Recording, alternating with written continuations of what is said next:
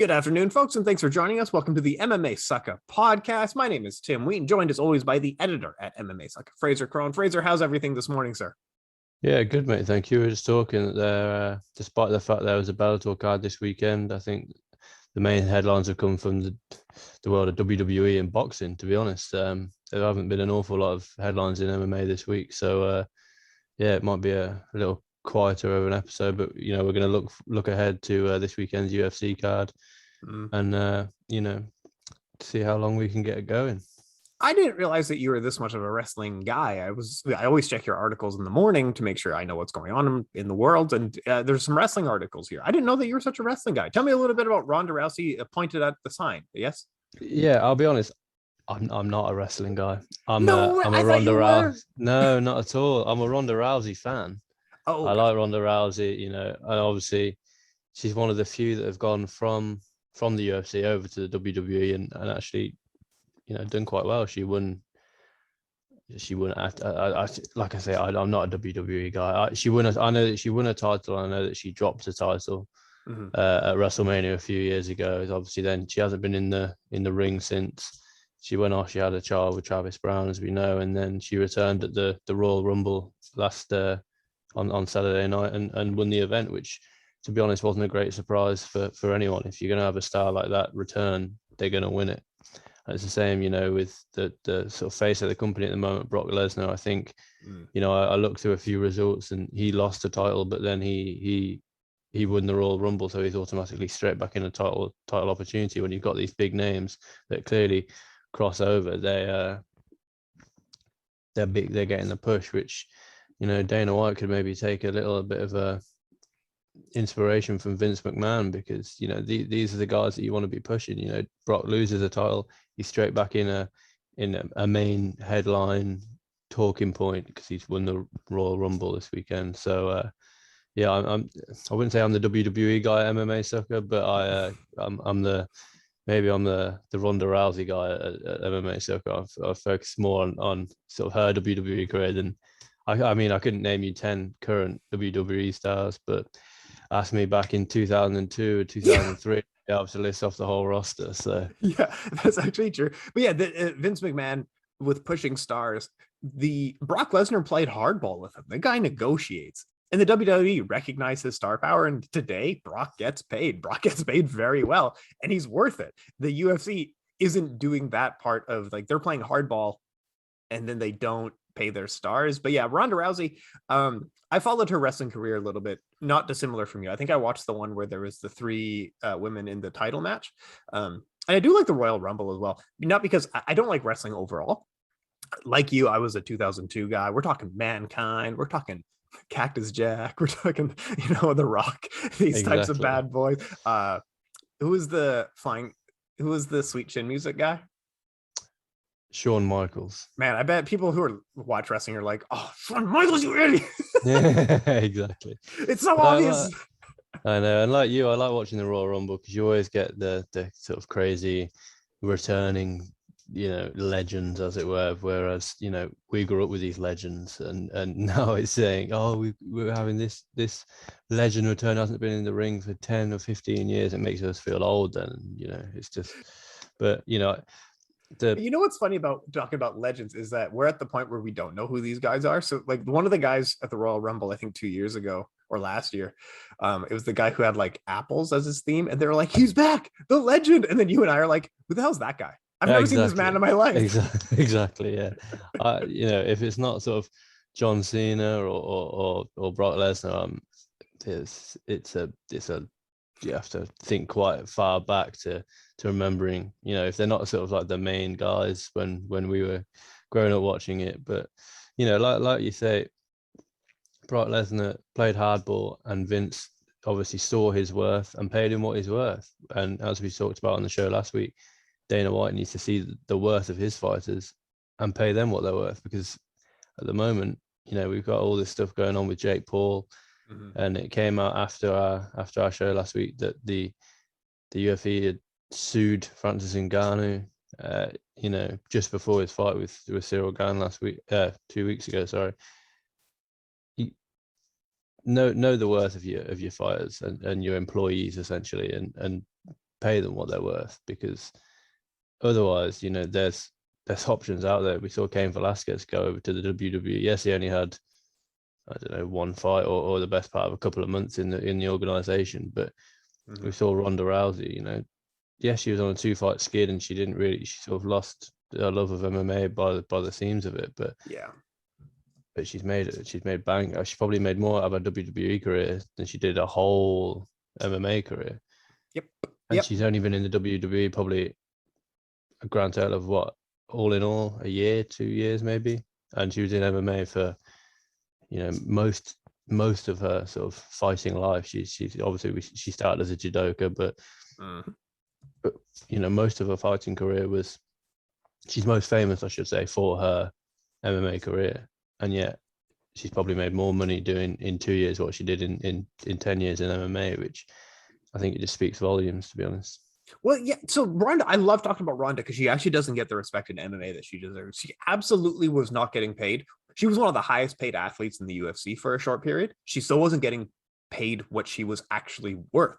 We're talking about Ronda Rousey, who, because of her influence, women's MMA is on the forefront. And not only that, women's fighting worldwide is now okay to talk about. We're talking about, you'll have women's fights headlining in Thailand. You didn't get that before, Ronda. Women's fights headlining in Japan. Actually, you got that, but that wasn't as big of a deal. Like, women can now fight headlining above men anywhere in the world, which you definitely did not get before Ronda Rousey. Exactly. And, you know, this week, I know we're sort of straying over into the boxing side of things, but it was announced that Katy Taylor and Amanda Serrano will be headlining at MSG in March or April. I put an article about it beforehand, but at the end of the day, first time that women are ever going to headline at MSG, and it's a banger of a fight. Amanda Serrano and Katy Taylor. You know, these women deserve that space. They deserve that spot. There's still the issue with women's boxing just being 2-minute rounds, but what a fight it would be to have the first women's fight headline at MSG 3-minute rounds. What a fight that would, you know, that could be the catalyst for all of the fights. And yes, you know, give women 2-minute rounds when they're sort of coming up in, you know, their first 10 or 15 fights, because this is what boxing's like. But these ladies, you know, gold medalists, Olympians, multiple weight world champions, give them the 3-minute rounds and we'll see, you know, we'll see better performances out of the pair of them, I guarantee you.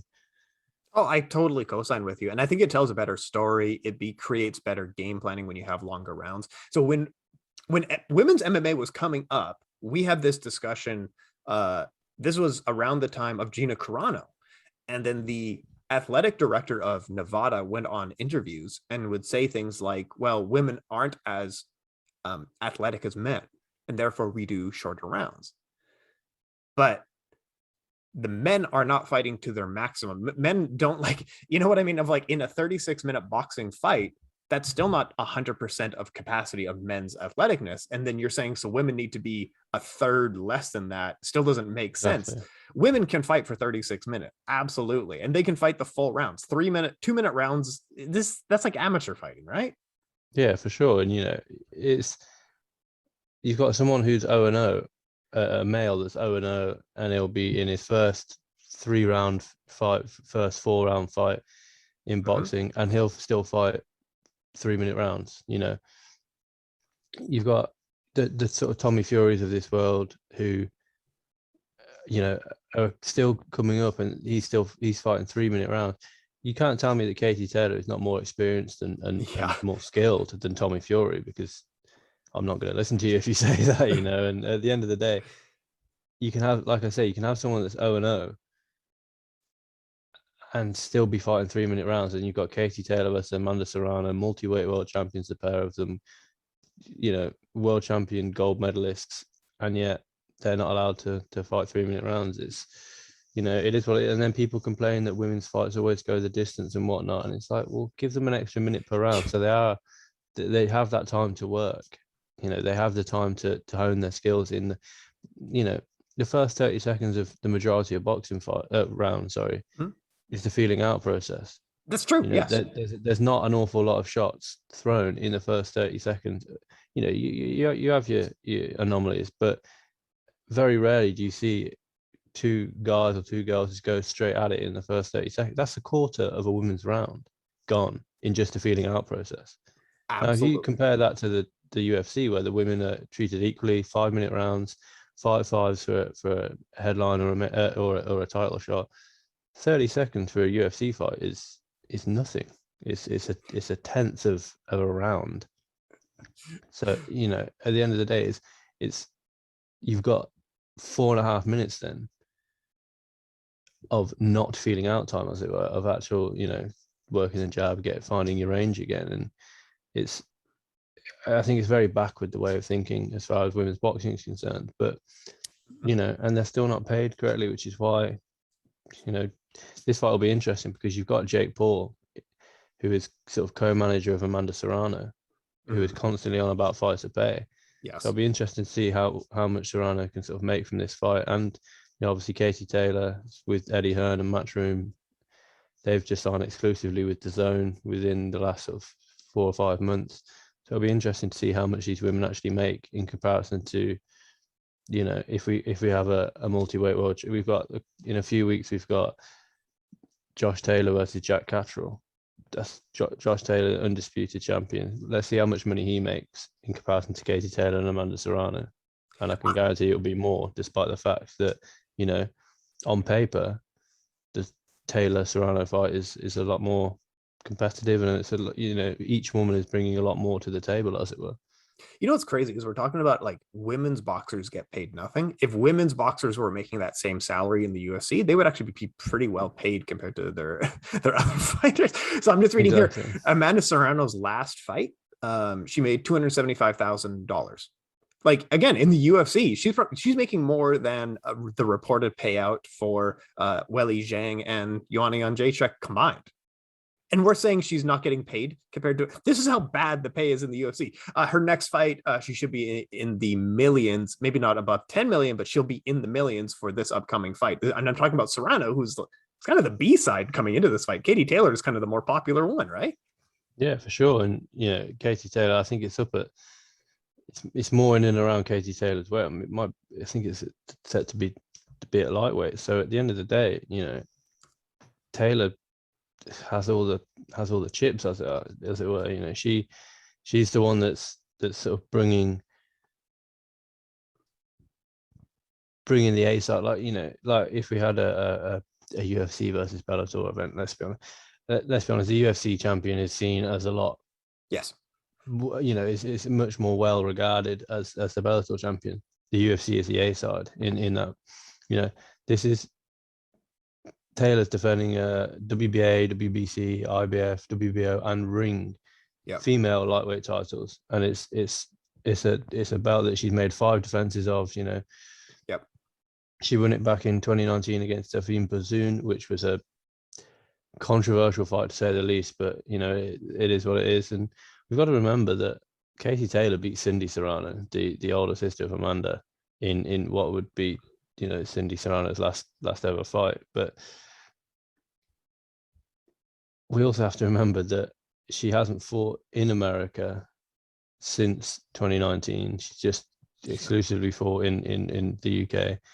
Amanda Serrano is, you know, although she's Puerto Rican background, she's based out of America. She's got a big American fan base. It's going to be a phenomenal fight. But again, you know, it's 2-minute rounds, and it's 10 2-minute rounds. It's not 12 2-minute rounds. So they're not even going to be, it's a maximum of 20 minutes. Yes. That's nothing for an athletic pursuit. Exactly. 20 minutes. And for what, as it were, you know, like I say, you've got Tommy Fury going longer than 20 minutes in his fights at the moment. You know, he's going the distance with people, and he's fighting sort of 8 3-minute rounds, sorry. You know, or he's fighting 4 3-minute rounds. You know, Tommy Fury's fighting, when he fought Anthony Taylor, he fought for 16 minutes. Yeah, 60. That was a crazy amount of maths in my head for this early in the morning. But yeah, he fought for 16 minutes. So he's fighting in his 7th fight for no belts against a guy who used to be an MMA fighter. He was 0-1 in his professional career, and he's fighting for 4 minutes less Yeah. than Katy Taylor and Amanda Serrano, who are putting on, the height of like, this is the height right here. exactly. Tommy Fury in his next 30 fights won't headline MSG, in my opinion. Yeah. And these guys are fighting almost the same amount of time as Katy Taylor and Amanda Serrano, which to me, I don't get it myself, but it is what it is. It's in the next 20 years, maybe we'll see equal pay in boxing, but this is what Jake Paul's here for. At the end of the day, he's good. He's good for what he does. He obviously wants fighters to be paid fairly, and I might not agree with everything that he comes out with, but he's doing good for the sort of best interest of boxers in a way. He is putting his money where his mouth is. Like, when you and I complain about fighter pay, we've never sponsored a fight. We've never sponsored a fighter. Jake Paul actually sponsored a fighter. He's doing more than probably anyone else. Right now, the UFC is in 2 class action lawsuits, which should tell you like what's going on. There's 2. There's not just one class action lawsuit against the UFC due to fighter pay. And arguably Jake Paul has done more to talk about this than both lawsuits at this point, right? Exactly. He's probably doing the most. Now, Katy Taylor, I did look up her pay here. She's guaranteed minimum of $500,000 in her fights. In her last couple of fights, she's made over $1 million with pay-per-view buyouts, which in the UFC puts her alongside people like John Jones. And it's like she makes nothing in boxing, but in the UFC, she would be maybe the highest paid athlete. Exactly. And that speaks volumes, doesn't it? It's just, like you say, she's being paid similar in and around the same amount as arguably, if he was active, one of the greatest of all time in the octagon, and yet we're still talking about her not being paid fairly. It's the amount of money that exchanges hands in combat sports is crazy. We told you this week that Tyson Fury and Dillian White have finally got a promoter, and it's an 80-20 split in favor of Fury. Obviously Frank Warren's Queensbury is co-promoting with Fury for this one. It's an 80-20 split, and yet Dillian White has got 20% of the entire purse, and he's still walking away with 8.2 million. Hey, how about paying off Anthony Joshua? He didn't even fight. Exactly. He made more money than anybody else. Well, this is what they were thinking of doing, is paying off Anthony Joshua so that Dillian White can then go and fight. So that Tyson Fury can go and then fight Alexander Usyk. They were debating paying Joshua 15 million. Yeah, I think that was 15 million. Was that 15 million pounds as well? Pounds, yeah. So you're talking, I don't know what the conversion rate is, but it's like 25 million American. Exactly, $25 million to not fight. I don't fight. Give me $25 million. You know what I mean? And it's, luckily that didn't go ahead, because in my eyes, I don't think that if Joshua takes that 25 million, he then, it doesn't reflect great on him. He's taking 25 million to not fight. With that being said, the fight business, maybe it would have been the best thing, because when Joshua fights Usyk again, it's going to be a tough fight for Anthony Joshua, and he has to make a lot more than 25 million. But he might also be on a 2-fight skid. Yeah. So here's the thing. It's going to be, boxing is so much better. And I know we're talking about really prestigious titles. The heavyweight championship, the lineal heavyweight championship in boxing is one of the most prestigious titles in combat sports, and it's worth paying for. People making upwards of 30 million a fight. It sucks that we have to talk about this all the fucking time. And I'm actually exhausted. I'm like, as long as I've been an MMA fan, starting with like Randy and Chuck, it's always been, these guys aren't getting paid enough to risk this brain damage and body. And it's not just brain damage in the ring. It's brain damage from training. Your body is not the same. Guys like John Fitch says like he's lost length on his arms just from injuries and stuff like that. Like, this sport sucks. I honestly say if this is the pay, this sport's not worth it. And because we're going to have like hashtag fighter pay, hashtag Jake Paul probably in the title, let me let me educate some people because this is particularly interesting stuff. Right now, Dana White claims that the UFC has a value of about $9 to $10 billion, and their highest paid athlete in 2020 was Khabib Nurmagomedov, and he made $6 million for fighting. Let's use apples to apples comparison. The LA Lakers are worth less. The LA Lakers are worth $5 billion. Their highest paid athlete makes $44 million per year without sponsorships. But maybe that guy's a big draw. He puts butts in seats. Maybe the second guy on the LA Lakers makes $41 million per year. And that's LeBron. LeBron is the second highest paid guy, not including sponsorships. 35 million is the third guy. 9 million is the fourth most important guy on the LA Lakers, and he's still making more money than the top guy in the UFC. The fourth guy in MMA is Israel, who made about $1 million. Now, I know the LA Lakers have more age, but we're using apples to apples. They have the same value. They have the same revenue. Money is money at the end of the day, and money's money. And if you could add up 1, 2, 3, 4, 5, all the way down to probably you're talking about 10. Yeah, and they just about make the same amount as the first guy at the LA Lakers. Professional sports is forever confusing to me. So Rafa Nadal win the Australian Open. Yeah. How much money is he going to have won from that alone? It's transfer deadline day in the world of football or soccer, but I'm English, so yes, it's football. It's football. It's transfer deadline day today. We're seeing guys go for it's the small fee of 2 million. He costs 2 million. He costs 3 million. Liverpool signed someone for 40 million. Yeah. Yeah. Yes, football clubs are the revenue that they bring in comparison to the UFC. They're more regular. You've got essentially the same 11 guys every weekend. Playing. There's a lot more you can tap into. It's a more global market. It's a much bigger sport. It's an older sport, of course. But if you just think that a fairly average player now, you wouldn't be able to buy a solid player for anything less than £20 million. Yeah, absolutely. If you look at I'm a lifelong Man United fan. There is not a single player in the starting 11 that costs less than £20 million unless they've come up through the youth system. Mm-hmm. That, in comparison to bringing it back to combat sports, is every single player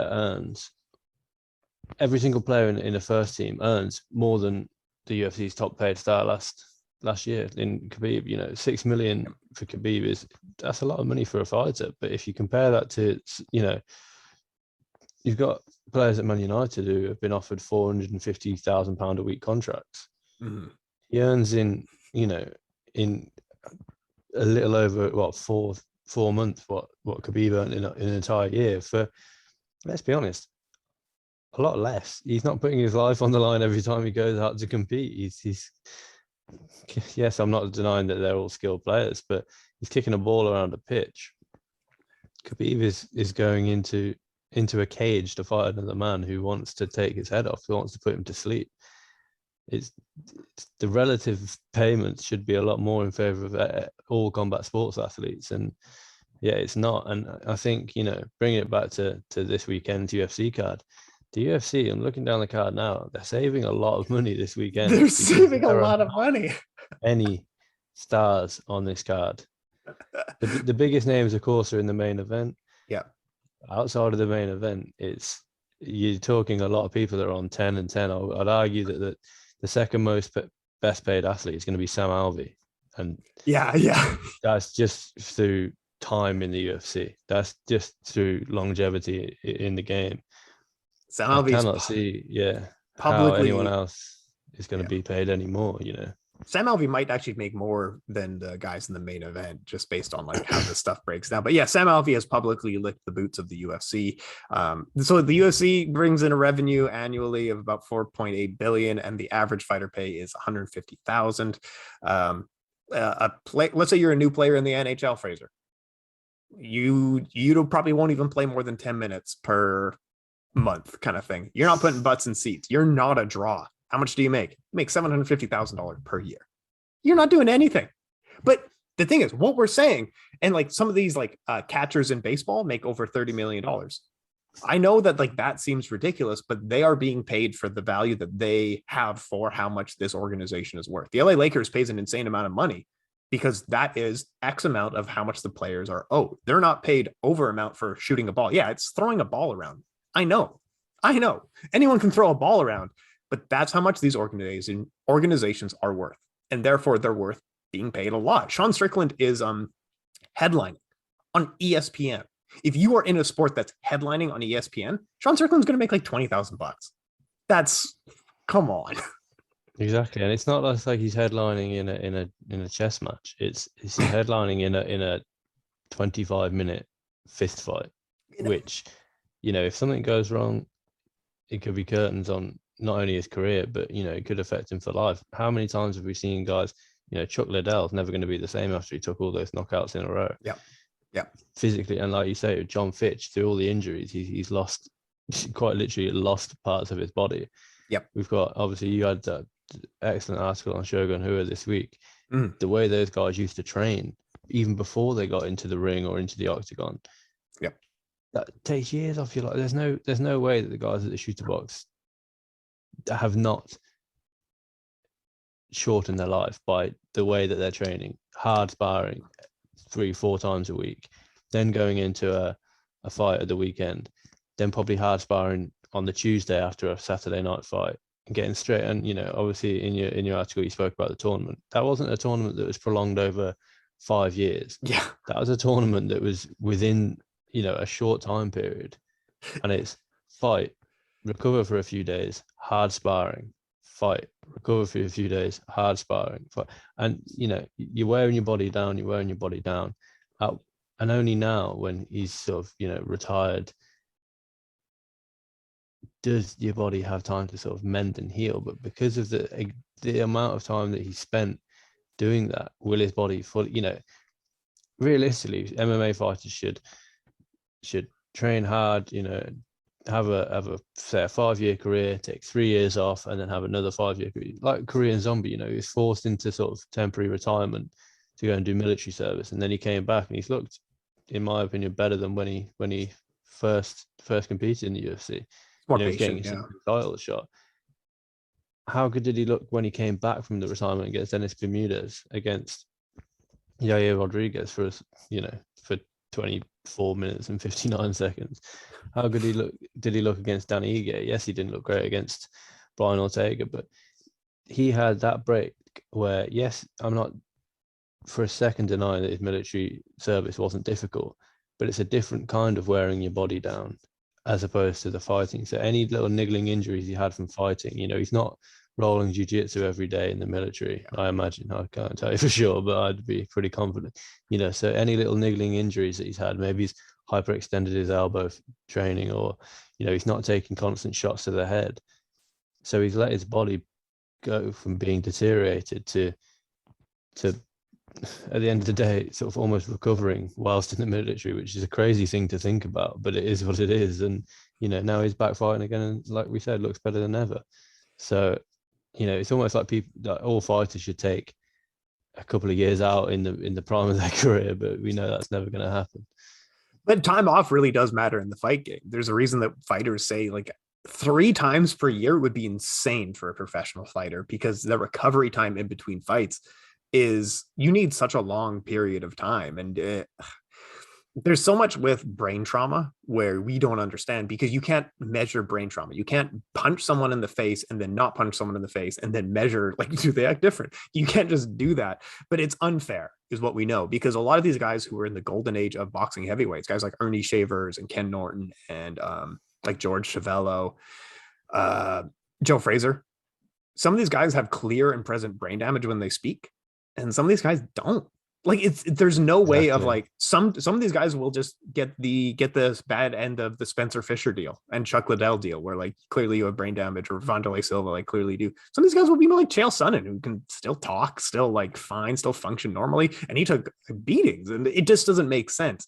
But so it's not going to be 100% of guys get brain damage, but there are clearly guys who do, and it's almost not worth the risk. I don't know. This sport sucks sometimes. Exactly, and I don't think the UFC are doing enough and Bellator and MMA as a whole are doing enough for their athletes. I spoke probably a few years ago now to UFC flyweight Gillian Robertson, and she said, I've got the article up on, I'll post it out today, but she said that at the end of the day, she doesn't feel, as a professional fighter fighting for this company, she didn't feel like enough's being done. She feels that more assessments need to be done and whatnot. Yeah. And that's, it's easy for us to say that, who don't actually know the medical procedures.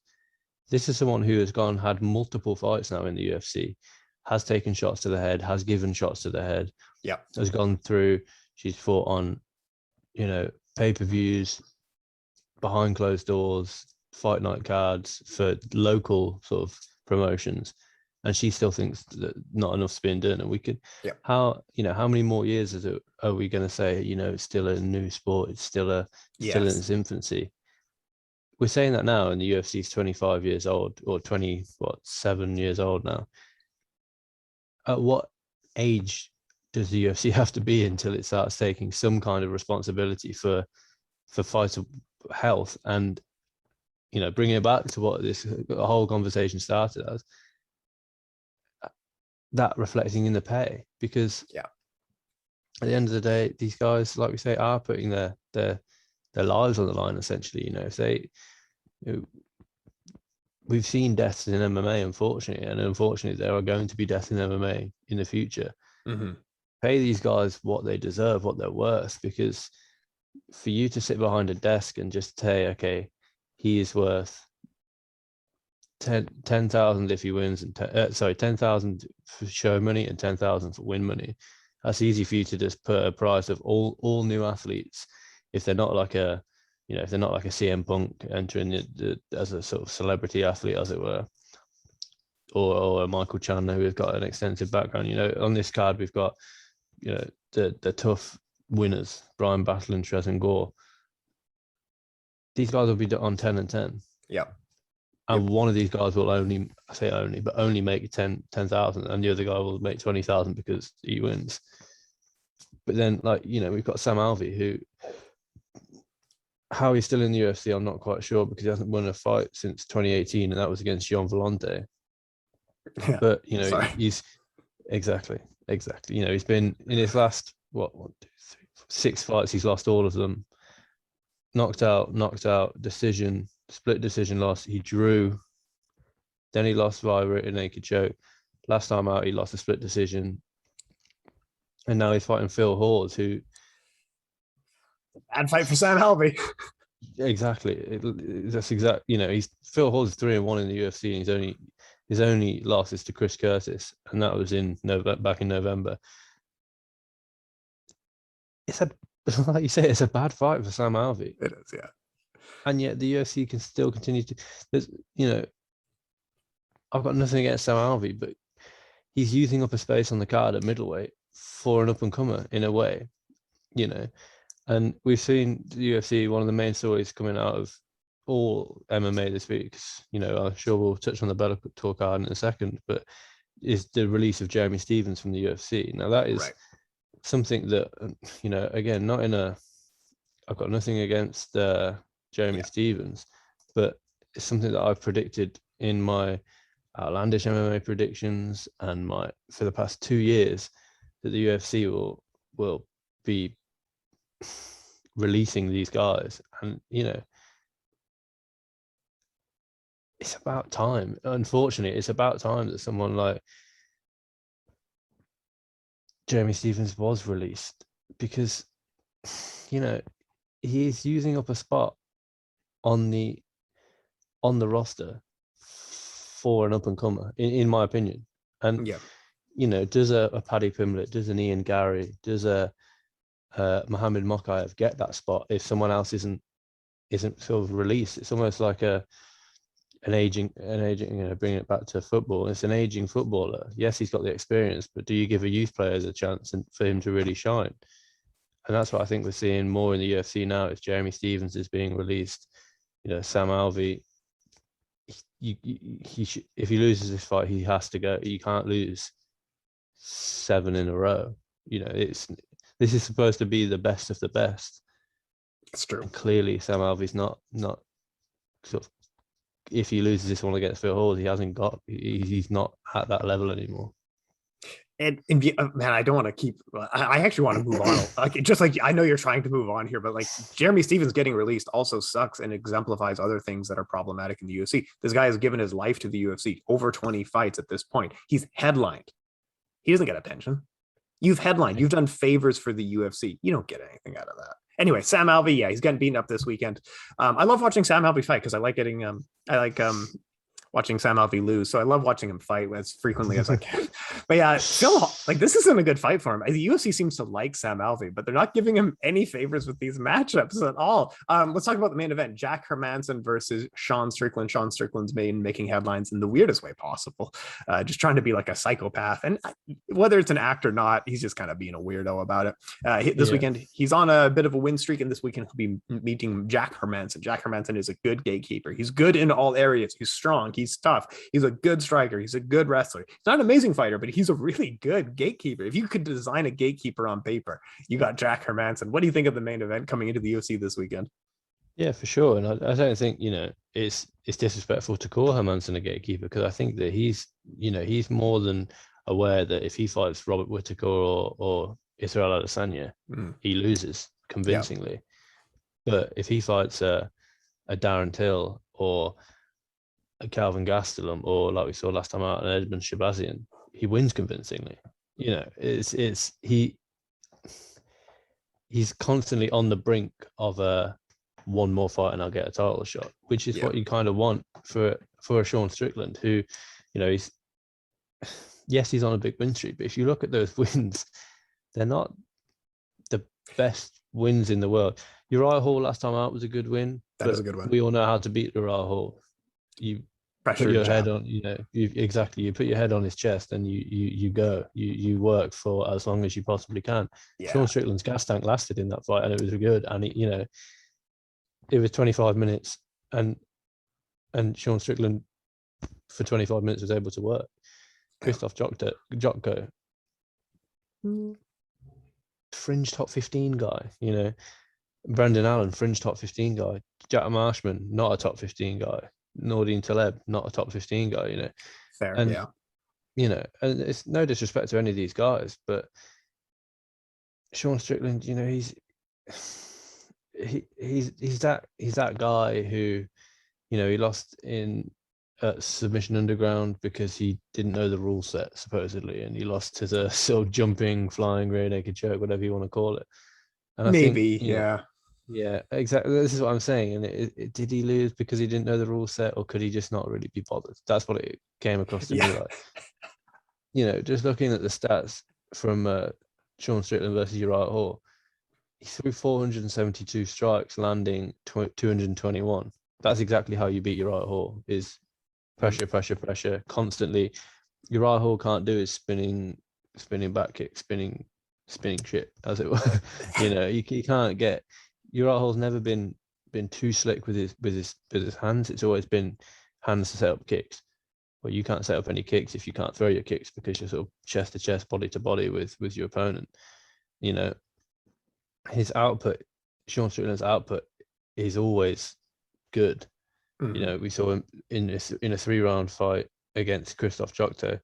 We saw him throw 182 strikes against Brendan Allen. Obviously, he finished it early, but he threw 176 strikes that's just under 2 rounds. Against Jack Marshman, this is the famous one that we've seen him constantly talking to Marshman, come on, Jack, come on, throw it back at me. 227 strikes. His output is insane. Yeah.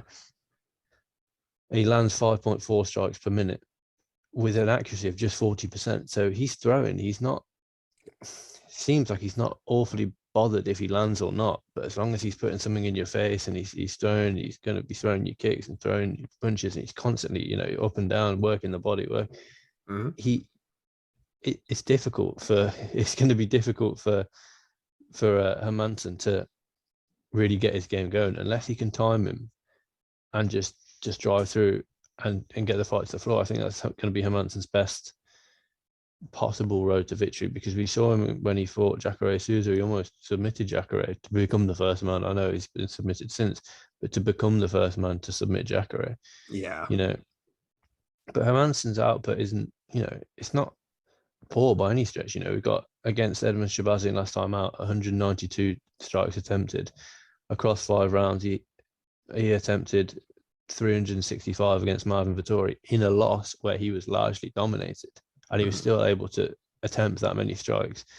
When he beat Calvin Gastelum, obviously that lasted a little over a minute when he rolled for the heel hook. There's no saying that Sean Strickland won't get caught in a heel hook from Jack Hermansson. This is what we're saying. We don't know what Jack Hermansson brings, because he's got submissions, he's got hands, he's got that herky-jerky style where he constantly looks like he's been rocked, but he continues to walk forward. I think it's a really good fight. Is it a headliner? In my opinion, no, it's not a headliner.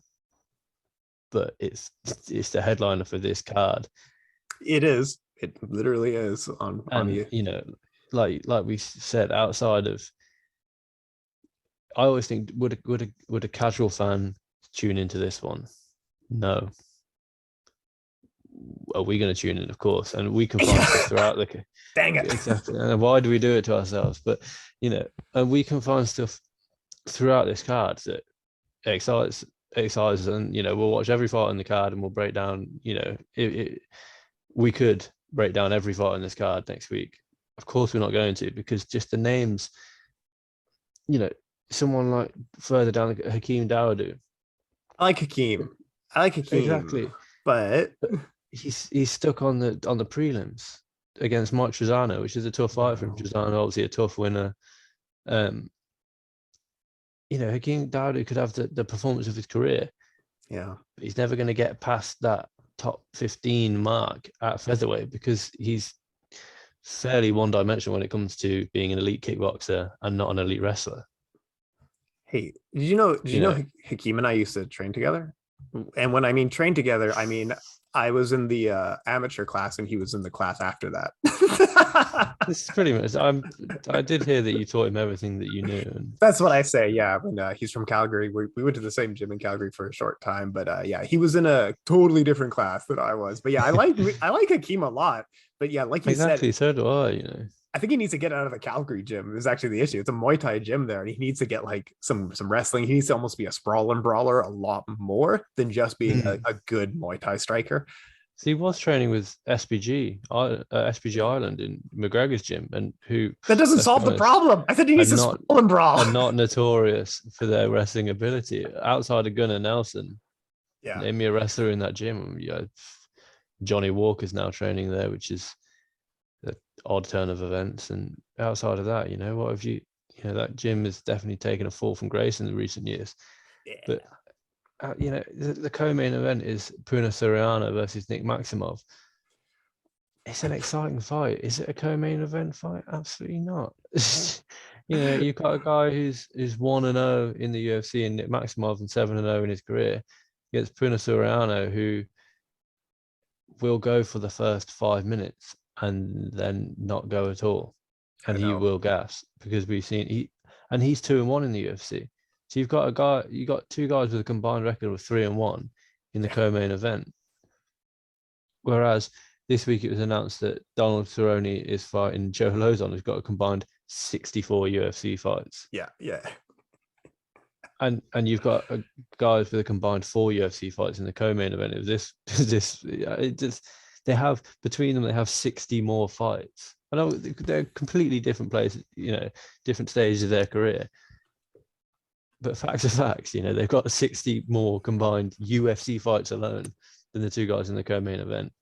Why they haven't put a very big headliner on this card, followed by Jack Hermansson and Sean Strickland in a 3-rounder.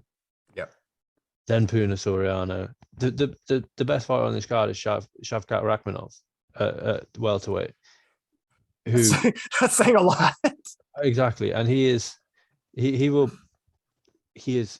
quality. 2 wins in the UFC, both by submission. But he's fighting Carlson Harris, which, again, with the greatest respect, is 2-0 in the UFC. Also got 2 finishes. Carlton Harris loses and loses convincingly to Shavkat Rakhmonov by finish. Shavkat finishes him. Shavkat needs a top 10 guy after this fight, and it's not like Shavkat was scheduled to fight someone else and Harris has stepped in on short notice. This was always the scheduled fight. Yeah. Test these guys early. I know a loss in MMA means a lot more than a loss in boxing, but just on topology, you've got people without a fight. Chaos Williams, a better fight for Shavkat. That's a good Tim one. Means. That's a good one. Nico Price, Randy Brown. Yeah. I mean, Nate Diaz is in there for some reason. Daniel Rodriguez, Muslim Salikov, Michelle Pereira's obviously only fought last week. Ponzinibbio only fought recently. Li Jingliang, Jeff Neal. These are all guys. Michael Chiesa even, I think, would be a great fight on a 2-fight skid. And you could argue, look, you could do the inexperience of Shavkat versus the experience of Michael Chiesa. He's been fighting in the UFC forever. He's a tough winner. He had obviously the lightweight run. Now he's at welterweight. He started well at welterweight, and now he's lost a couple of welterweight. These are all better fights for Shavkat and fights that are competitive. I don't see this one being competitive at all at the weekend. And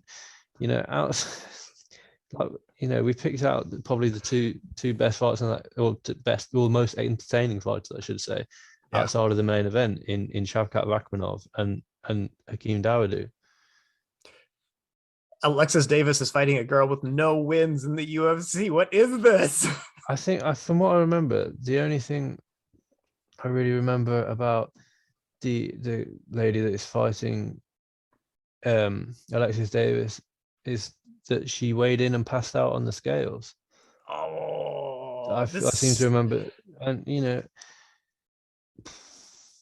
you've got my 2019. I mean, you've got Stephen Peterson, who got my knockout of the year in 2019 with a spinning back fist. Has fought once since then, being Chase Hooper. Oh, it's not bad. It's not a bad win, but you got Philip Rowe. I'm a big fan of, who I can think if he let it all go, he can do really well, and so far he hasn't really let it go.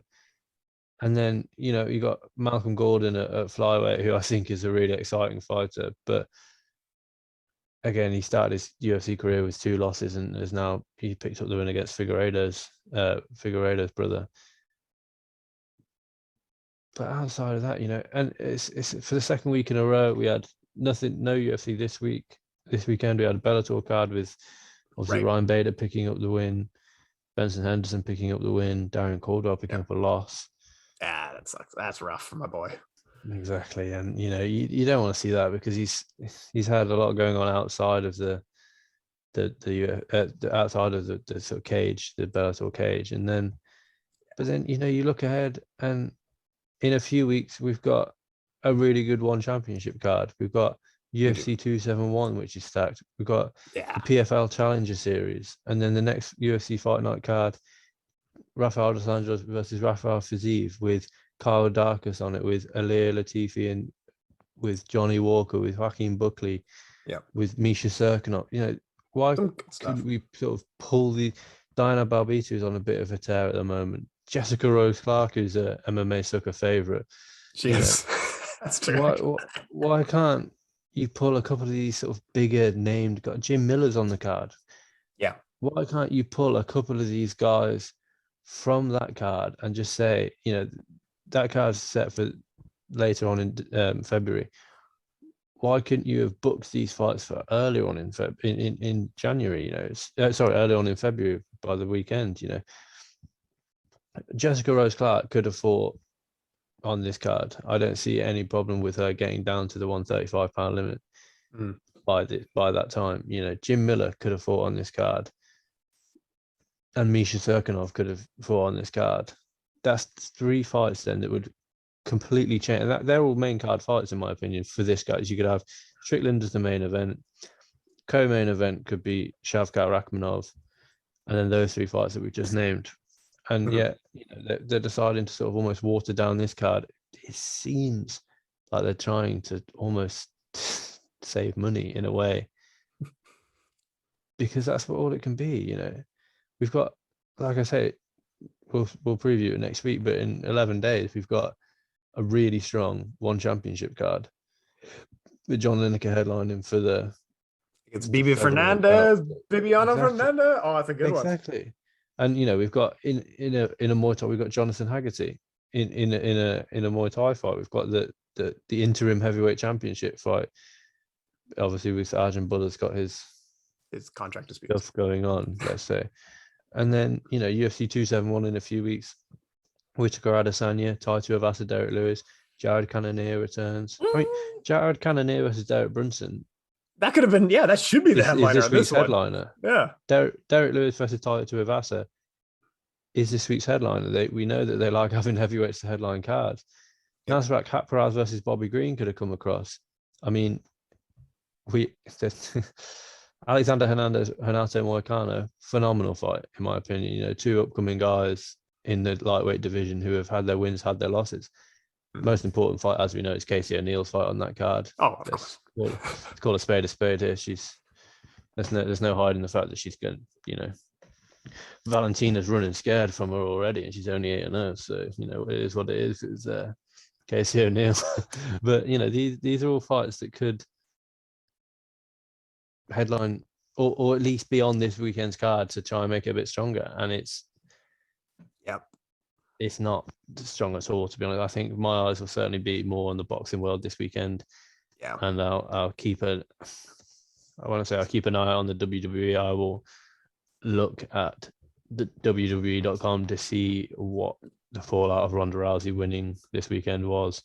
Outside of that, I don't really care about Brock Lesnar because he's going to pick up titles. He's going to drop titles. He's going to go off for 2 months. He's going to return. He's going to pick up titles. He's going to drop titles.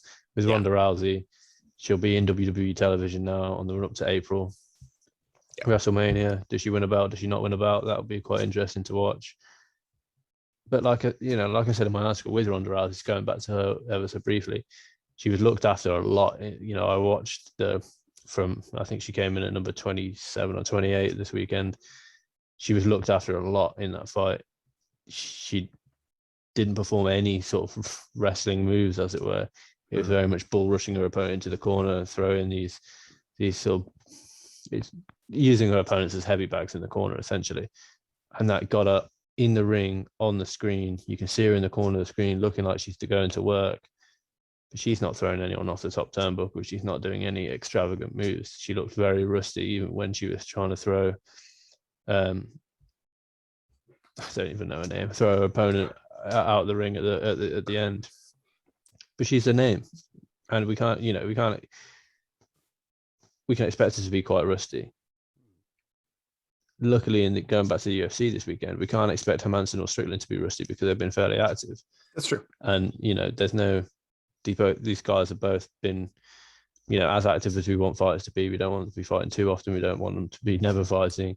Yeah, they both come with a lot of volume. I think that the fight itself will be good, but it's not a headlining fight in my opinion. The best thing about this weekend's fight card is the fight post. So I really like the fight poster for this one. I know. Outside of that, I'm struggling. I know. Let me throw some at you here because we still didn't cover some of the stuff that we wanted to cover. But have the UFC fight nights gotten worse? Yes, they have. Because let me show you some examples. The UFC is not using fight nights to promote contenders anymore. They're using fight nights to fulfill a contract at this point. Clearly, they're just like, here's two guys. They're top 15s, I guess. Here's a random one from 2007. Headlining Rashad Evans versus Sean Salmon. It's 2 top 5 guys at the time. Jake O'Brien versus Heath Herring was the co-main event. 2 top 5 heavyweights was the co-main event. In the third fight on the card, Hermes Franca versus Spencer Fisher in a title eliminator was on just free crap TV. Another one a little bit later on, still in 2007. Headlining BJ Penn versus Jens Pulver. Yes, fight night cards used to be so much. BJ Penn versus Jens Pulver is like what they would still do today, for example, of how far the quality's dropped.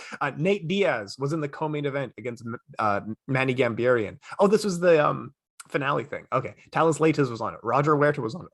On the undercard was Joe Lazon, who's still fighting in the UFC. Anyway, so let me throw a little bit at you. One Championship had their sweet little featherweight Grand Prix this weekend.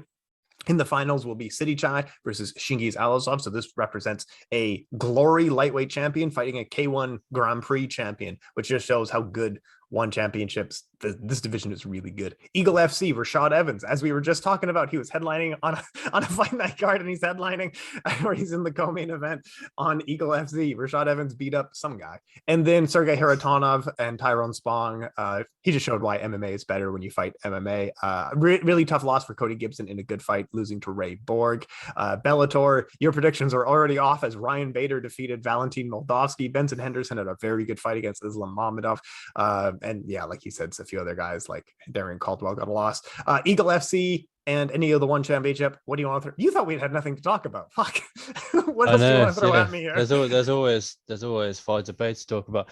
Yeah. The one thing that I think is crazy is, the Bellator, outside of knowing the results, there's not an awful lot of interest for me in Bellator because it's just simply not as high level, But what is interesting is that Ryan Bader, I woke up to Ryan Bader wins and is booked against Czech Congo already, agreed to a date and time already in the same night. So that contract was obviously, I'll sign this contract on the premise that I win this fight against Moldavsky.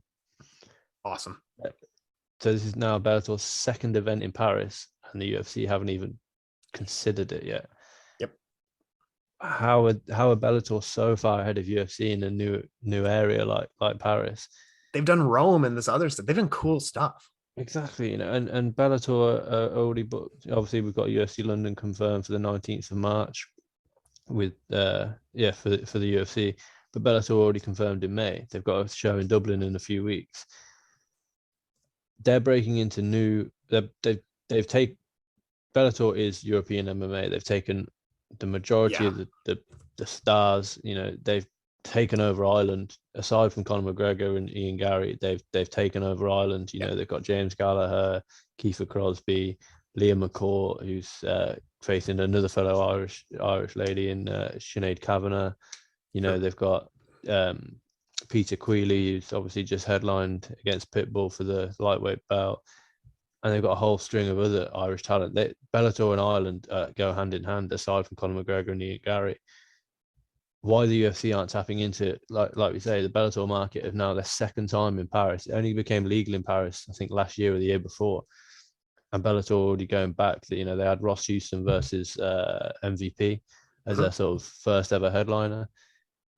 And now they've already got a second headliner. I think they've been there 3 times actually with Czech Congo as well. Czech Congo and Timothy Johnson, I believe, is the second time. So now Ryan Bader is now booked again already for a third time now with Bellator, I should say, in Paris. And why the UFC haven't even considered, they've only just got back into the UK, let alone Paris, and the UK, I imagine, is a lot more straightforward for the UFC to sort of liaise with, because they've been doing shows in the UK for years, Nottingham, Birmingham, Newcastle. And now they seem to exclusively just do London once a year on March on Paddy's Day weekend, either the 16th or the 19th every year. Yeah, it's probably it's probably a lot easier for the UFC to do work, as it were, in the UK, because they've gone there so many times in the past. We've had Dan Hardy headlining in Nottingham, his hometown. Yeah, it's a good one, but it's just laziness and logistics from the UFC to not try and tap into the Italian market. They have headlined. They've had cards in Germany. They've had cards in Copenhagen, in Gdansk, Poland. But they haven't for a good. Pandemic aside, they haven't done that in a few years now. They constantly go to Brazil. They constantly go to Canada. They constantly, obviously, all around America. They go to Australia at least. Well, they try these days, maybe not so much, but they try to go to Australia once a year. Yeah. And yet they're not making any effort to go further into Europe than the UK. They don't want to move any further across the globe, as it were. It's definitely questionable, but I think Bellator are making massive strides in moving across Europe, as it were. Yeah, and the UFC used to have to do all the legwork of this is what mixed martial arts is. And now with one championship in South Asia and Bellator in Europe, the UFC is letting someone else. It's why don't you guys educate them on what MMA, and then we'll just take the dividends once it's big there. So the UFC is not doing investments in long term like they used to. And let me throw an example at you here. The first time the UFC went to Ireland, they probably didn't make money off the event. The buy rate was fairly low. The ticket sales were not bad, but it was the first time in Ireland. So they were trying to grow the sport. It was worth the loss. You know what they got out of this? Conor McGregor was in the audience. So this is what the idea of a long-term thing, invest in markets and you will get long-term dividends paying out to you. This one show in Ireland, UFC 93, you did okay, maybe break even at best, but look what you got out of it. Long-term, look what you got out of it. And it's not always going to be that extreme, but it might be. Yeah, exactly. And that card in Ireland, from what I remember, it's the headliner. I can't remember who the headliner was, but it had to be cancelled in it. And it was Dan Henderson versus Rich Franklin. Great fight. Yeah, exactly. And again, that's a headliner. Yeah, that's a headliner for this card. But going back to this weekend's card, if Sean Strickland gets an injury or COVID going on, if one of the teams have COVID protocol, that fight gets cancelled. You've got a main event of Serrano versus Nick Maximov. There's no weight to this card at all. I don't know, you have to put contingency plans in place, and the UFC haven't. Yeah. And I don't really know why they haven't, because, like I say, Sam Alvey headlines a card in 2022. I might start watching MMA. I can't be dealing with that. Pay the fighter's value. Sam Alvey's not bringing in sponsorship. He's not putting butts in seat. Cut him. Anyway, exactly. We'll end on that, I guess. Yeah, anyway, I guess. We've got some sound bites from today's episode anyway. So man, you know what?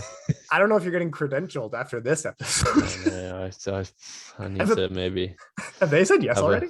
You going to London? I'm still pending at the moment. So do you want me to wait to put the episode? I was going to say maybe after this episode it'll still be pending. With that being said, quick look ahead to the UFC London card. Great card. Great really card. Good card. So just remember the name, Frazer Crone. So I don't know. Maybe I'll put someone else's name on this one. I'll put just so you can get credentialed. Anyway, Tim Wheaton, Frazer Crone from MMA Sucka. Thanks for listening, folks. Cheers, guys. Thank you.